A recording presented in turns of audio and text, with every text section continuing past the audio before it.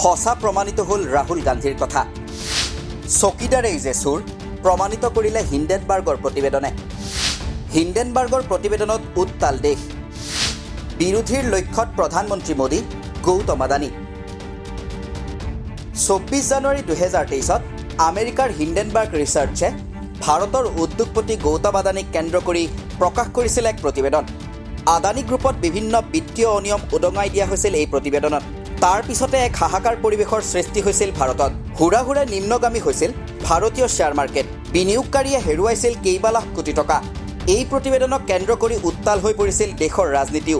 বিৰোধীৰ উত্তাল প্ৰতিবাদত সেবিক দিয়া হৈছিল তদন্তৰ দায়িত্ব। এই ঘটনাৰ 18 মাহ পিছত একেই বিষয়ত হিণ্ডেনবাৰ্গে শনিবাৰে নিশা প্ৰকাশ কৰে দ্বিতীয়খন প্ৰতিবেদন। কিন্তু এই প্ৰতিবেদনত যি আছিল সেয়া কল্পনাৰ বাহিৰত। এই প্ৰতিবেদন অনুসৰি আদানী গ্ৰুপে সংঘটিত কৰি অহা বিত্তীয় লেনদেনত অংশীদাৰিত্ব আছিল সেবিৰ মুৰব্বী মাধৱী বুচ আৰু তেখেতৰ স্বামীৰ, যাৰ বাবে 18 মাহ পিছতো আদানীৰ বিৰুদ্ধে সেবিয়ে নললে কোনো ব্যৱস্থা। হিণ্ডেনবাৰ্গে প্ৰকাশ কৰা মতে মাধৱী বুচ আৰু তেওঁৰ স্বামীয়ে আদানীৰ বাৰ্মুডা আৰু মৰিচাছৰ কোম্পানীসমূহত ধন বিনিয়োগ কৰিছিল। এই কোম্পানীসমূহৰ গৰাকী কৰা হৈছিল গৌতম আদানীৰ ভাতৃ বিনোদ আদানীক। মাধৱীয়ে 2015 চনৰ পৰা 2017 চনলৈকে আদানীৰ কোম্পানীসমূহৰ সুযোগ লোৱাৰ সময়ত তেওঁ আছিল সেবিৰ সদস্য।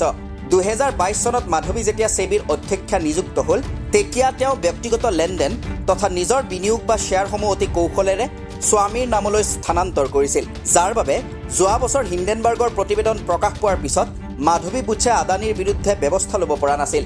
হিণ্ডেনবাৰ্গৰ এই প্ৰতিবেদনক কেন্দ্ৰ কৰি পুনৰ এবাৰ উত্তপ্ত হৈ পৰিছে ভাৰতৰ ৰাজনীতি। কিন্তু তাৰ মাজতে তাৎক্ষণিকভাৱে ইয়াৰ প্ৰত্যুত্তৰ দি সেবিৰ অধ্যক্ষগৰাকীয়ে কয় যে হিণ্ডেনবাৰ্গৰ অভিযোগ ভুৱা।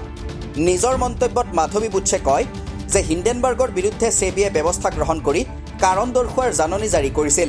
কিন্তু তাৰ বিপৰীতে হিণ্ডেনবাৰ্গে চৰিত্ৰত দাগ লগোৱাৰ চেষ্টা কৰে। এয়া দুৰ্ভাগ্যজনক। হিণ্ডেনবাৰ্গৰ অভিযোগ ভিত্তিহীন বুলি তেওঁলোকৰ জীৱন আৰু বিত্তীয় লেনদেন এখন খোলা কিতাপ বুলি উল্লেখ কৰে মাধৱী বুচে। ইফালে এই প্ৰতিবেদন প্ৰকাশৰ পিছতে মোদী আৰু গৌতম আদানীৰ সম্পৰ্কক লৈ পুনৰ এবাৰ প্ৰশ্ন উত্থাপন কৰে বিৰোধীয়ে। এই সন্দৰ্ভত কংগ্ৰেছৰ মুখপাত্ৰ পৱন খেৰাই কয় যে ৰাহুল গান্ধীয়ে চকীদাৰেই চোৰ বুলি যি মন্তব্য কৰিছিল সেয়া প্ৰমাণিত হ'ল। হিণ্ডেনবাৰ্গৰ প্ৰতিবেদনে সেয়া প্ৰমাণ কৰিলে। अब आप बताइए, आप अपने घर की रक्षा के लिए एक चौकीदार रखते हैं, तो क्या उस चौकीदार पे एक और चौकीदार रखेंगे? तभी तो राहुल गांधी ने कहा था उस वक्त चौकीदार चोर है। साबित हुआ या नहीं हुआ? कागज सबके सामने है, उसका जवाब दीजिए। क्या ये ऑफशोर कंपनीज में उनकी इन्वेस्टमेंट्स थी या नहीं थी? ये तो सबके सामने है ना, हाँ या ना का जवाब है। ये तो हम सेबी चीफ से भी कोई सवाल नहीं पूछ रहे, हम गौतम अदानी से भी कोई सवाल नहीं पूछ रहे, हम देश के प्रधानमंत्री से सवाल पूछ रहे हैं। क्या आपकी सरकार, जो कि बड़ी मुस्तैद मानती है अपने आप को, क्या उसको ये जानकारी थी या नहीं थी? ये जॉइंट पार्लियामेंट्री कमेटी से कम में कुछ नहीं मिलेगा। जेपीसी होनी चाहिए, उसी से इन तमाम सवालों का जवाब मिलेगा। ইপিনে হিণ্ডেনবাৰ্গৰ প্ৰতিবেদন প্ৰকাশৰ পিছতে আজি আপৰ সাংসদ সঞ্জয় সিঙে এক সংবাদমেল সম্বোধন কৰে। সংবাদমেল যোগে সঞ্জয় সিঙে কয় যে মোদী আদানীৰ সম্পৰ্কৰ কথা সদনত কোৱা বাবেই তেওঁক জেললৈ নিক্ষেপ কৰা হৈছিল। কিন্তু আজি সকলো স্পষ্ট হৈ পৰিল। চৰকাৰে কিয় ঘটনাৰ তদন্তৰ বাবে যৌথ সংসদীয় সমিতি গঠন নকৰিলে, কিয় সেবিয়ে ঘটনাৰ তদন্ত নকৰিলে, সকলো স্পষ্ট হৈ পৰিল। अडानी के भ्रष्टाचार को उजागर करने की सजा मुझे 6 महीने जेल के रूप में मिली।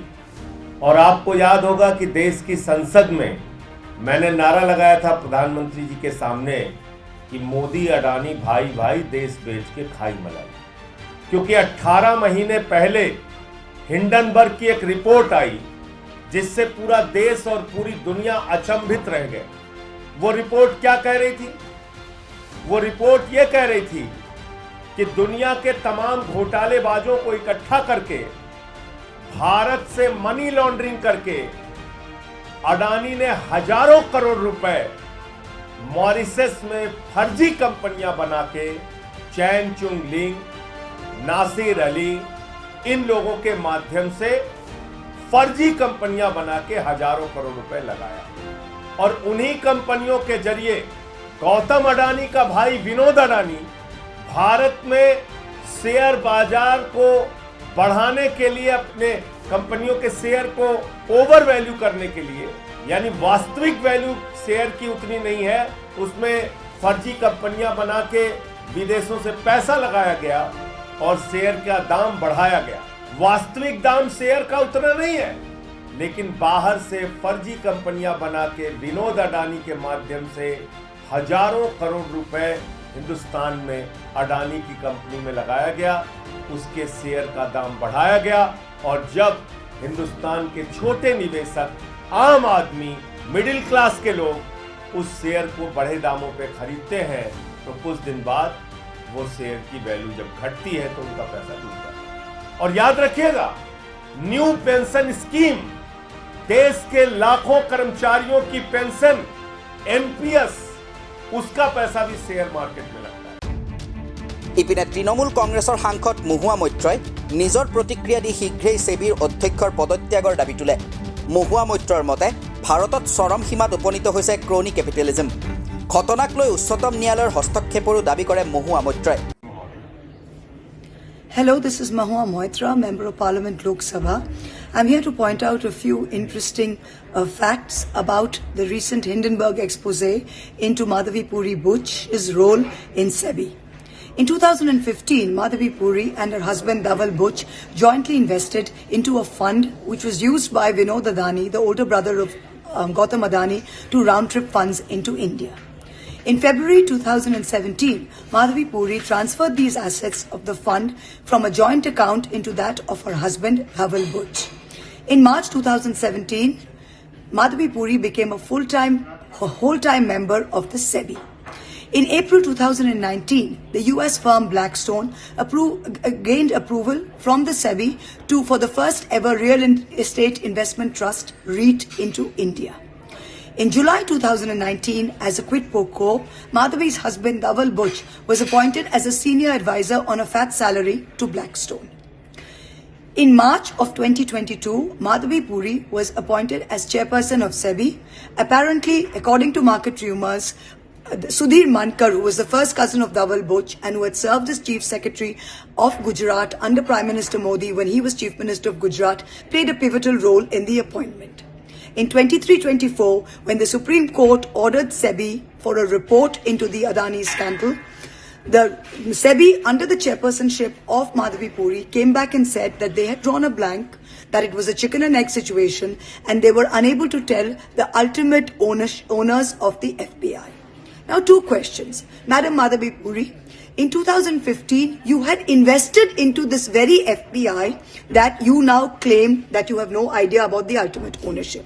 In 2018, you had personally corresponded with this particular fund in your own personal capacity. When the inquiry report started in 23-24, should you not have disclosed this? Should you not have recused yourself? And how could you possibly say that you know nothing about this fund? How can the SEBI summon an overseas fund, Hindenburg, when it is completely ignoring the role of the FPIs? These are very important questions. We demand the immediate resignation of Madhavi Puri Butch as chairperson of SEBI, and we demand that the Supreme Court reopen an investigation into this and the Supreme Court appoint an SIT to look into this with no delay. Thank you. হিন্ডেনবাৰ্গৰ প্ৰতিবেদন, বিৰোধীৰ আক্ৰমণ, এই সকলোবোৰৰ মাজত আদানীৰ বিত্তীয় কেলেংকাৰীক লৈ কেন্দ্ৰীয় চৰকাৰ অথবা দেশৰ উচ্চতম ন্যায়ালয়ে কি মন্তব্য দিয়ে সেয়া হ'ব লক্ষণীয়। News desk report, the cross current.